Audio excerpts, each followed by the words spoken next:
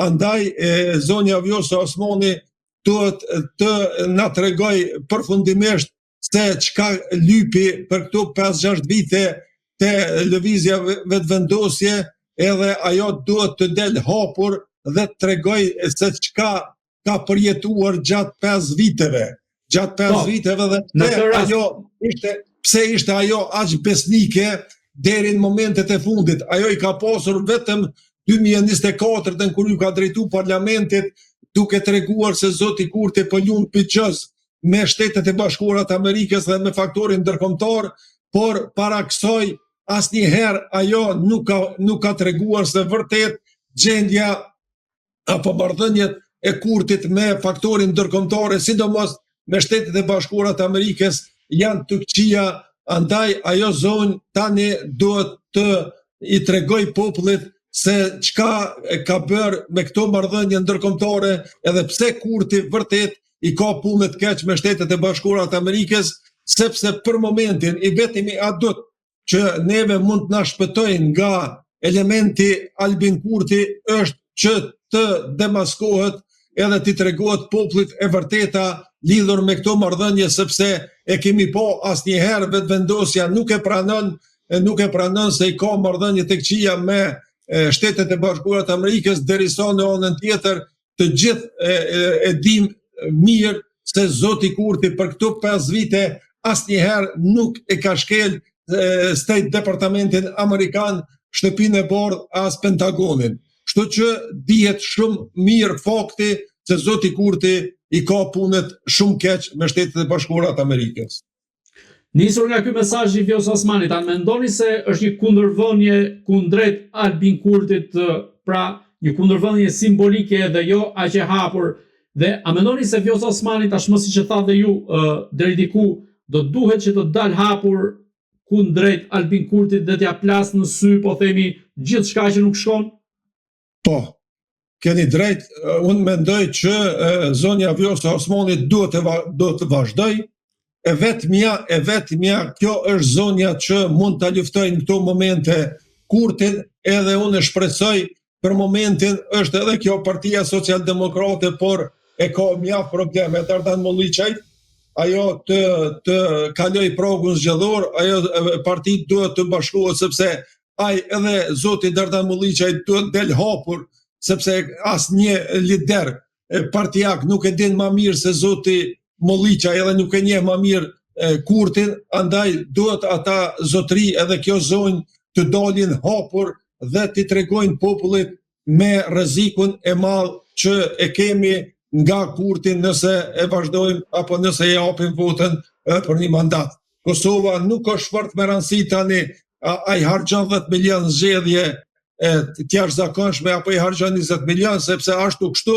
buxheti i Republikës Kosovës është duke u harxhuar koti dhe Kosova vërtet ka probleme të rënda me mos realizim të projekteve infrastrukturore, edhe unë fare nuk e kam dert, edhe nuk duhet të mërzitet asnjë qytetar pse Kosova i harxhon 10 milion zgjedhje derisa qindra miliona tjera hudhen thuajse në balt. Shpërndahen ndihma sociale, koti ju jepen edhe oligarkëve, edhe punëtorëve të oligarkëve, edhe fëmijëve të oligarkëve, vetëm për të blerë vota. 65 milion e shpërndara për paga të administratës publike, tani 200 milion të aprovuara nga qeveria Kosovës për një pakotëre sociale. Të gjitha këto para, them se janë para koti edhe 10 milionshin, në 260 milionshin, 300 milionshin, i cili shpërndohet në këtë forma fare nuk ka rëndësi, me rëndësi është që populli Kosova ta ketë një qeveri, një kryeministër i cili vërtet të na çojë përpara drejt inkuadrimit me Shtetet e Bashkimit Evropian, sepse ne të njëjtin kohë për shkak të asaj që se kemi bërë në projektin e inkuadrimit apo në Bashkimin Evropian i humbim 68 milion, edhe ne flasim tani për 10 milion. 68 milion veç sepse s'kemi progres fare në programin i cili na shpihet drejt Bashkimit Evropian, 10 milionë i zgjedhjeve nuk do të llogaris, sepse vërtet është minore në krahasim me atë se si shpenzohet buxheti i Republikës Kosovës. Zoti Ret Koceri, të ejtë në mbrëmje, kryetari i Lidhjes Demokratike të Kosovës, Lumir Abdigjiku, ka zhvilluar një takim në një nga restorantet e Prishtinës me Vjosa Osmanin, ku ka theksuar se nuk është i pari as do të jetë i fundit, pra në kuadrin e takimeve, dhe shumë shpejt do të vijë me lajme të mira. Pjesë substanciale e kthimit të madh të LDK-s, por shumë shpejt pra do të vijë me lajme të mira, pra është shprehur Abdigjiku. Ndërkaq nga ana e saj, Vjosa Osmani nuk ka pranuar ta komentojë më gjatë këtë takim, duke thënë se ishte thjesht një takim mes mish, pra një kafe mes mish. Në këtë rast, çfarë sinjali po jep Vjosa Osmani duke u afruar me LDK-n aty ku ka qenë dikur, dhe a mendoni se mund bëhet një bosht opozitar ose opozita të krijojë një koalicion të gjerë në blok për t'u kundërvënë Albin Kurtit në zgjedhjet e 7 qershorit? Unë mendoj që veç zonja Osmani veç është në LDK, ajo deri në momentet e fundit ka shpresuar se do të jetë presidente e Republikës Kosovës,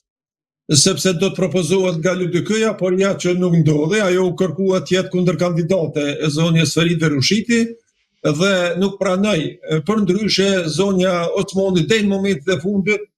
ka menduar se do të jetë edhe një herë presidente e Republikës Kosovës, por me që e tratoj zoti Kurti, ajo nuk arriti të bëhet presidente. Kështu që blok opozitor nuk do të kemi, e djatha e LDK-ja që konsideron veten, ajo tenton të mbledh tubzat e veta të ndara, edhe t'i kthej edhe një herë, ndërkaq bloku tjetër do të jetë PDK-ja me disa copza të veta, ka mundësi që zoti Limaj të kthehet në PDK, Ramush Haradinaj, Aleanca do të konkurroj e pavarur, kështu që përsëri do t'i kemi 4 parti. Nuk e di PSD-ja Dardan Mulliçaj, a do të shkojë me LDK-n apo me PDK-n, dhe kjo është ka mundësi, domethënë LDK, PDK edhe VV-ja do të konkurrojnë, do t'i kemi 3 subjektet më që do t'i kemi në garë në këto zgjedhje. Mendimi im është që ndarja votës kësaj radhe do të jetë krejt ndryshe, VV-ja nuk do t'i afrohet 40%, domethënë do të jetë aty te 37%, PDK-ja përsëri do të jetë e dyta, sigurisht nëse edhe nisma socialdemokrate e Fatmir Limajt shkon me ta, dhe LDK-ja treta, dallimi mes PDK-s edhe LDK-s do të jetë i vogël, edhe dallimi do të jetë jashtëzakonisht i vogël mes VV-s edhe PDK-s. Nuk do të jetë dyshifruar. Do të jetë 8-9 deri 10% maksimum dallimi, kështu që për qeverinë nuk do të jetë problem opozita, nëse Lumir Abdigjiku nuk e bën gabimin e njëjtë që e bëri në zgjedhjet e shkurtit, kur u deklarua që nuk do të bashkëpunoj as me opozitën, as me pozitën, edhe ishte ai gabimi. Përndryshe qeverinë do ta kemi, por president nuk do të kemi përsëri, dhe ne do të shkojmë drejt zgjedhjeve, edhe një palë zgjedhjeve në fund të vitit 2026. Pikërisht, duke mbetur te ky argumenti juaj, a mendoni se Kosova po shkon drejt një skenari si ai i Bullgarisë, duke hyrë në për një cikël zgjedhjesh njëra pas tjetrës, të cilat nuk prodhojnë zgjidhje, por vetëm kriza që shkojnë njëra pas tjetrës. Dhe në këtë rast, çfarë pasojash mund prodhojnë për vetë aspektin politik, por edhe ekonomiko-social për Kosovën? Pasojat janë të pariparueshme, veç tani në Kosova ka shumë probleme në ekonomi, sepse thuaj se asnjë projekt investim në Kosovë nuk po realizohet. Unë dyshime frika ime më e madhe është se lojrat mesatare do t'i humbim, nuk do t'jemi në gjendje t'i organizojmë, sepse asgjë tek tani është aprovu ligji për lojrat mesatare, dhe kjo do të jetë humbja më e madhe sepse me shumë mundësi Serbia do të na i merr lojrat mesdhetare dhe kjo do të jetë katastrofë për shtetin e Kosovës, që shteti armik i yni t'i merr organizimin e lojrave mesdhetare. Projektet infrastrukturore të para asnjëri nuk është duke organizu, as autostrada Gjilanit, as autostrada e Pejës. Domethënë kemi ngjetur e LRM për projektin e Hekurullës e projekte për Turs, ato të gjitha kanë me dështu sepse kjo qeveri është e paaft dhe kjo din të shpenzoj vetëm keshin. Kjo qeveri nuk din të shpenzoj në investime kapitale, kështu që në energjetikë kemi punë jashtëzakonisht keq, në gjitha sektorët, domethënë në arsimi veç ka falimentu, shëndetësinë e kemi në gjendje mizerje dhe themi se është qeveria që për 7 vite e ka mbajt Kosovën në një krizë permanente, edhe unë nuk shoh dritë në fund tunelit se Kosova do të dalë shumë shpejt nga ky qorsokak në cilin e ka fut Zoti Kurti. Zoti Koceri, më 11 maj deri në datën 15 maj, pra do të mbahen seancat për Hashim Thaçin dhe të tjerët në dhomat e specializuara të gjykatës së Hagës. Në këtë rast, ju si e shikoni këtë proces nga njëra anë dhe nga ana tjetër, nëse Hashim Thaçi shpallet i pafajshëm, a mendoni se mund të rikthehet në politikën aktive në Kosovë, megjithëse e ka cilësuar në një intervistë për media gjermane si diçka të tejkaluar tashmë,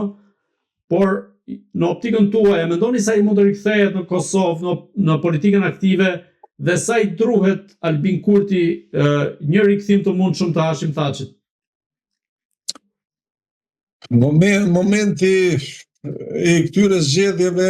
edhe i shpalljes së gjykimit për zotin Kurti, sikur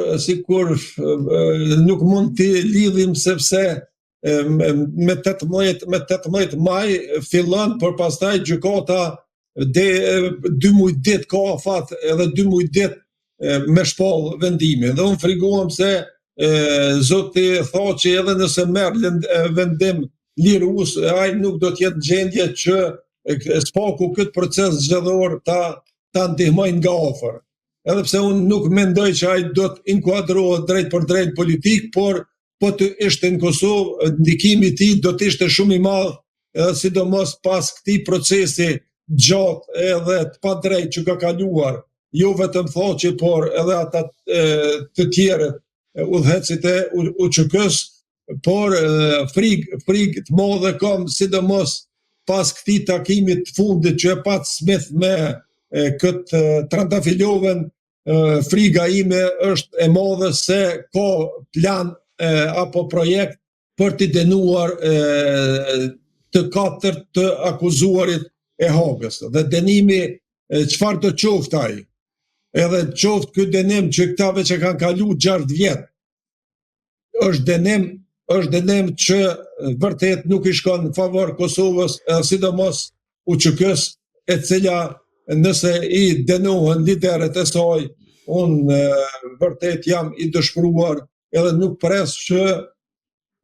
zoti Thaçi në këto zgjedhje spaku do të jep apo do të ketë mundësi ta jep ndihmën e tij.